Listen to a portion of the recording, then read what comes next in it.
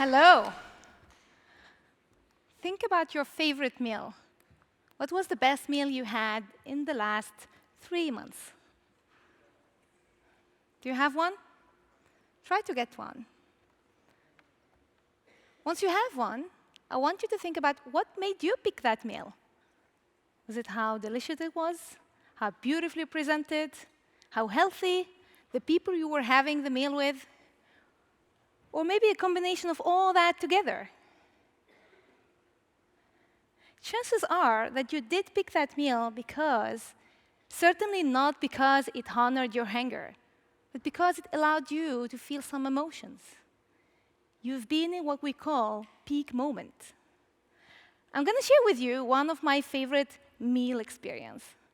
I live in Paris, and 3 months ago, I've been in Stockholm for a business trip. And of course, I took the opportunity to meet with some of my ex-colleagues from Skype and Spotify.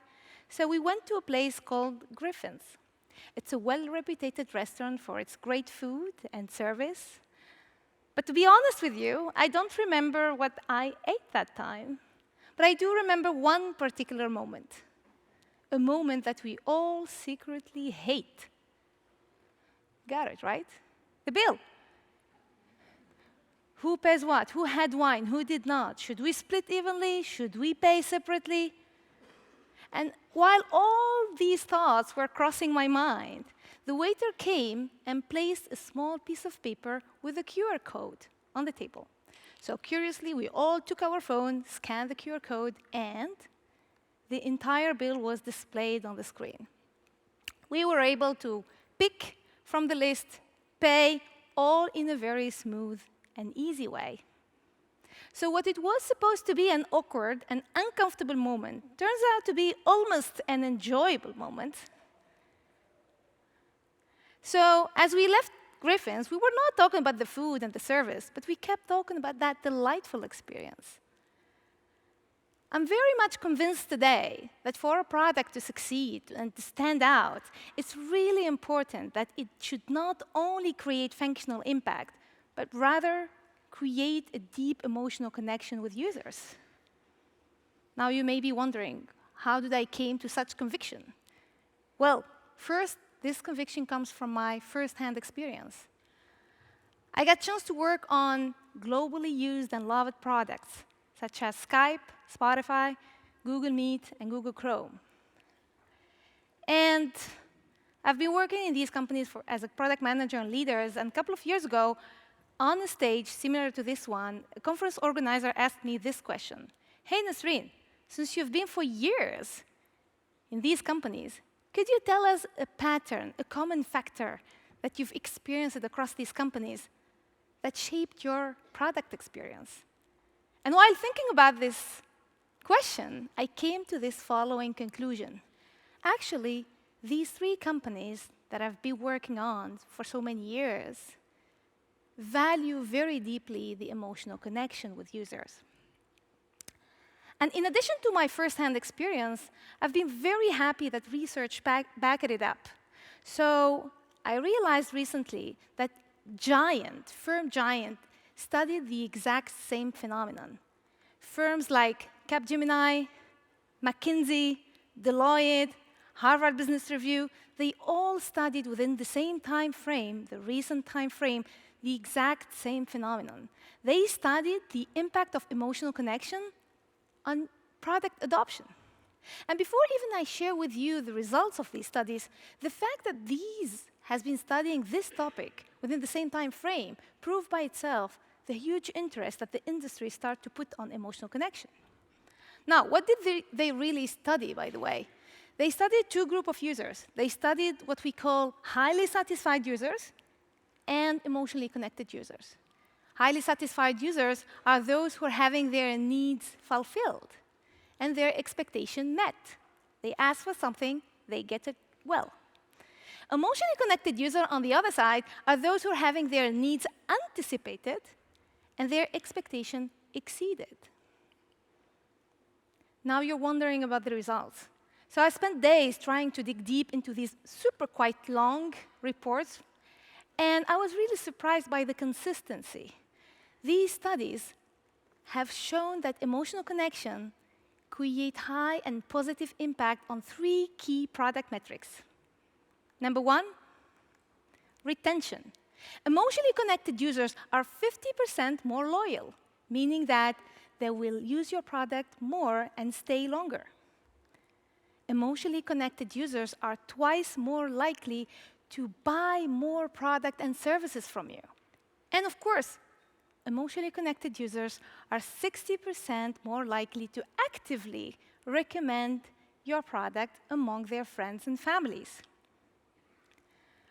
So I did a bit of research on this topic, and while doing this research, I interviewed dozens of product leaders and directors from different industries. And I consider these companies quite successful, and I think you share that with me. And I asked them about their best practices and how they use emotional connection in their products. And no surprise, these successful companies inject emotional connection in their product in a way or another. Actually, some of them would use it as a product pillar, as part of their strategy. Some would use it as in their product rituals. But I realized is that all these companies, even if they are trying to do it, they don't have a consistent process, a structured process that could allow to have this emotional connection in a consistent and an effective way. That's how I created the Light framework. Why delight? Well, delight is a quite well-used word within the product community. And we all agree that we should delight our users. But let's admit, we just don't know how. Now I hear you. You may be saying another framework in the product word. Yes, it's another framework, but I promise it's going to be very, very easy to use and to integrate in your daily routine and processes. So as for every product process, it operates in 2 spaces, the opportunity space and the solution space. And each space will include 2 steps. And for the rest of the presentation, I will walk you through these 4 steps. Let's start with the first step, which is identifying motivators. Actually, users use your product for a reason. It's very important as a product manager to spend time trying to understand what drives your users to use your product. And usually there are 2 types of motivators. Number 1 are the functional motivators. These are goal-oriented. They are very much related to achieving a certain goal. Could be like, I want to listen to music. I want to book a flight. I want to send a message. Or it could be emotional as well. Emotional motivators are much harder to identify. They are deeper. Why? Because even the users themselves may not be aware about them. Sometimes you will find yourself using a product because you want to feel less lonely, or you want to feel present, or you want to feel belonged. I want to explore these emotional and functional motivators with you through a very well-known case study. Spotify. So if you're a Spotify user, you may go to Spotify for some functional reason. Could be like, I want to enjoy high-quality music. I want to discover new content. Or I want to search for an audio content that I have in mind. Could be longer, by the way, the longer list. Emotional motivators on the other side could be something like, I want to feel immersed, I want to express myself, I want to feel connected, I want to feel less lonely. So the idea, I think you get it here from the motivator map, is to list both functional and emotional motivators. It could be a long list. Now your question is, how do we identify those motivators? And there is no surprise. The best way is to talk to your users, as you're doing today. The only thing is that you have to add and inject a little bit extra attention toward emotion. Ask questions like, how did you feel about using the product the first time? Or walk me through how you use the product and describe your feeling at every step. I worked at Google Chrome for a couple of years. And at Google Chrome, I had to address one of the largest challenge, which is managing tabs.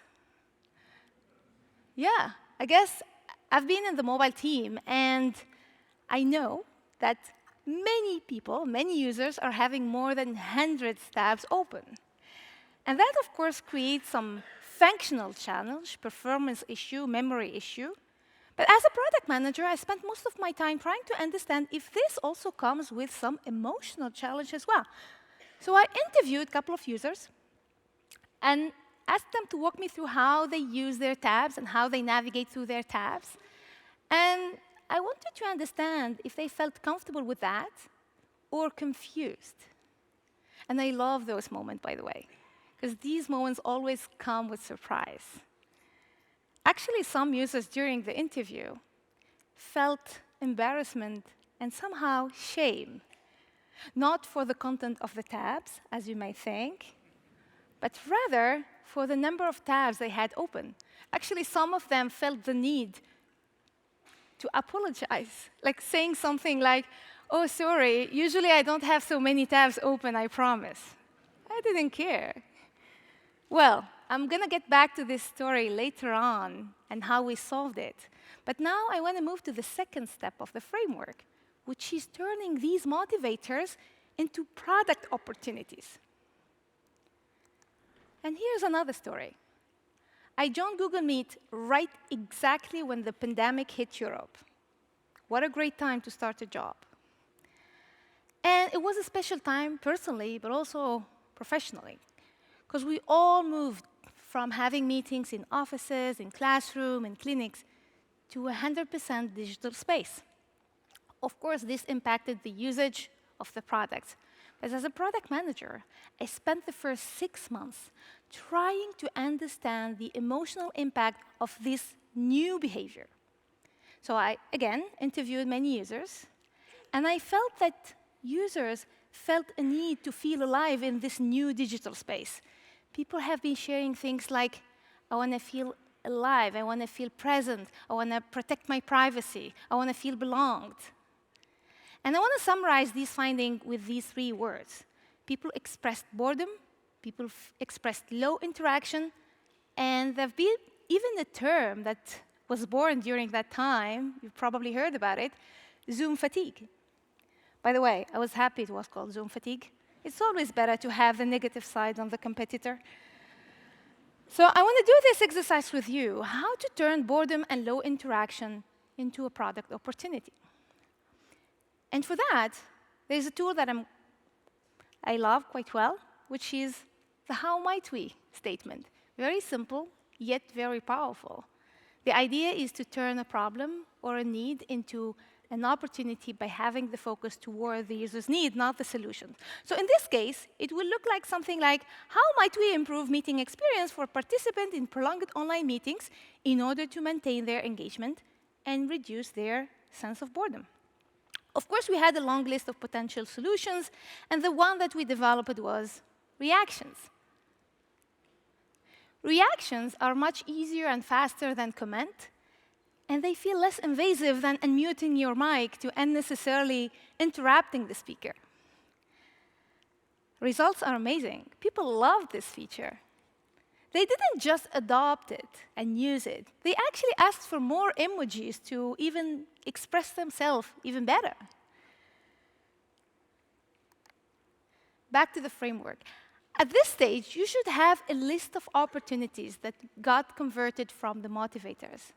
Now we need to move to the second space, which is the solution space. And we're all good at that. We usually do some brainstorming or brainwriting techniques in order to generate as much potential solutions as possible.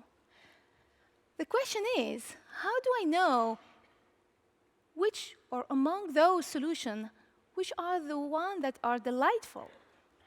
And that's why I created a tool that I call the Delight Grid. So the Delight Grid is a categorization and visualization tool that allows you to categorize solutions based on the motivators that they are solving for. So in this grid, you have the emotional motivators, remember from the first step, listed horizontally. And vertically, you have the functional motivators. Now, you go to your list of solutions and try to place them in this grid. If your solutions are solving for one of those functional motivators, then they belong to a category that I call low delight. If your solution is solving for one of those emotional motivators only, then they belong to the surface delight category. If it happens that you have solutions that solve for both emotional motivators and functional motivators, then you are in that sweet spot that we call deep delight. Again, I want to do an exercise with you within the same case study, Spotify. I spent 4 years as a product leader at Spotify working on media experience. And I get a chance to work more or less closely on some of the features that is shaping Spotify brand and personality today. Think about Discover Weekly, these weekly personalized playlists. Feature like search by lyrics, where you can search for a track without knowing the exact name of it. Feature like normalization.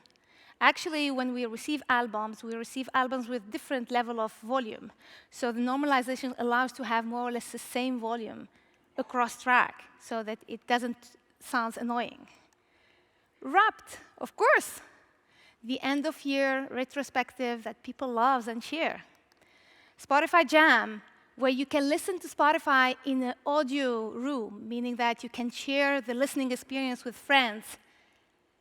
And of course, probably my favorite, the Star Wars lightsaber, is actually turned the progress bar, the regular progress bar, into a lightsaber when you're listening to Star Wars track. So how do we place these in the delight grid? Do you remember the motivators that we listed for this Spotify case? The emotional and the functional motivators? Let's look at normalization. Normalization solves for having a better and a higher audio quality. Search by lyrics allows you to search for an audio content. These two are quite functional, so I categorize them under the low delight. Feature like Star Wars lightsaber, as well as Wrapped, are quite emotional. They are not solving for any functional need, so these are surface delight. Discover Weekly allows you to discover new content while at the same time express yourself.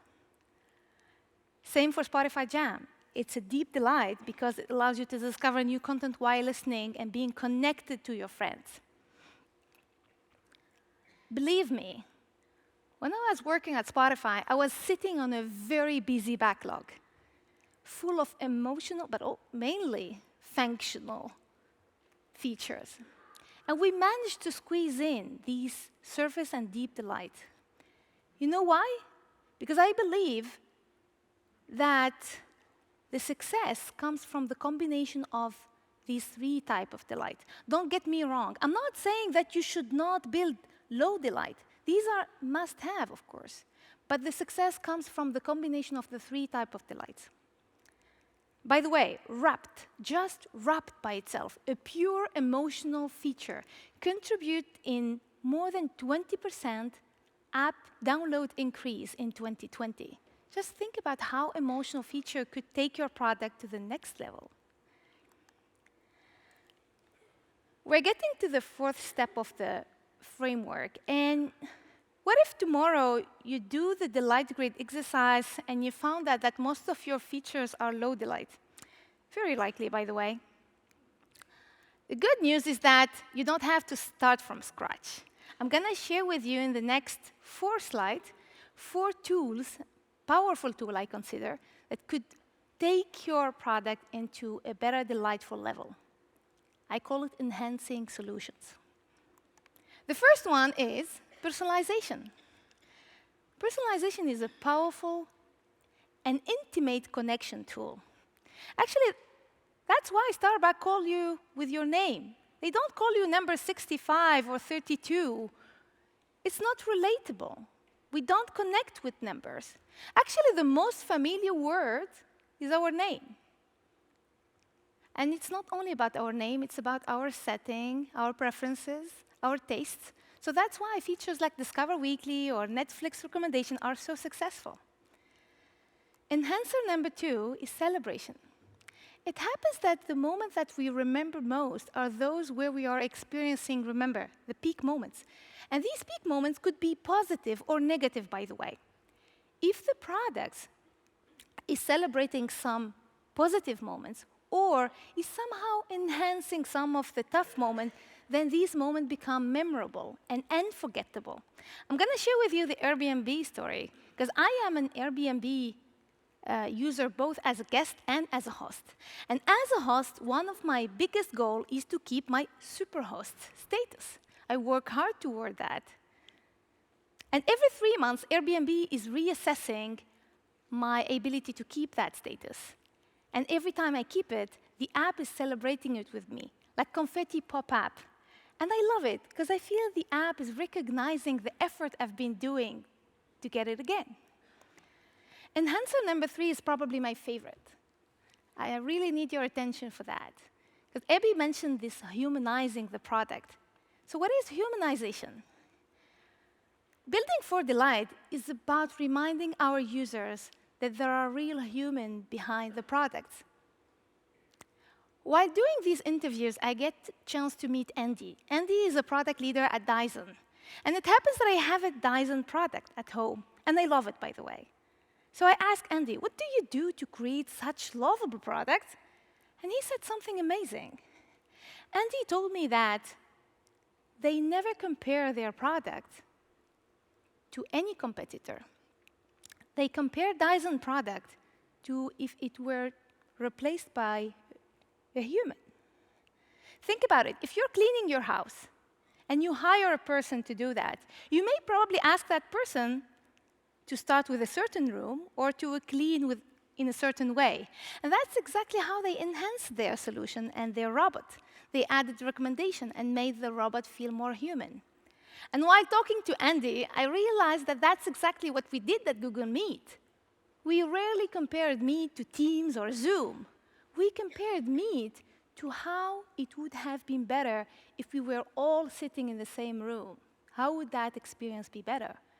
Having that mindset allows you to raise the bar and create more human product. Enhancer number 4 is seasonality. It's probably the cheapest and the easiest way, by the way. And there are 2 types of seasonalities. The personal seasonalities, like personal birthday message, and there are the social seasonalities. And at Google Meet, I played with that a lot. So we introduced background replace, same time as COVID started, because there was that need to protect privacy. And we also kept introducing from time to time some new background. Some of them were permanent, some are seasonal. So for example, we introduced Diwali background, Ramadan background, Christmas background, Easter background. We even introduced the Olympic background during the Olympic game. And it may feel surface for you, but these kind of features create deep curiosity among our users, leading to peak adoption and engagement. I want to get back to the Chrome tab management story and how we ended up solving it. Remember, it was both a functional challenge and an emotional challenge. And we introduced inactive tabs. Inactive tabs is a group of tabs where we place all tabs that were not opened and used for more than 21 days. Results? You have a cleaner tab grid. It's easier to navigate through your tabs. And of course, less stress about having so many tabs in your grid. I left Google a few weeks, like a couple of weeks after we launched this feature, so I don't have metrics to share with you about that.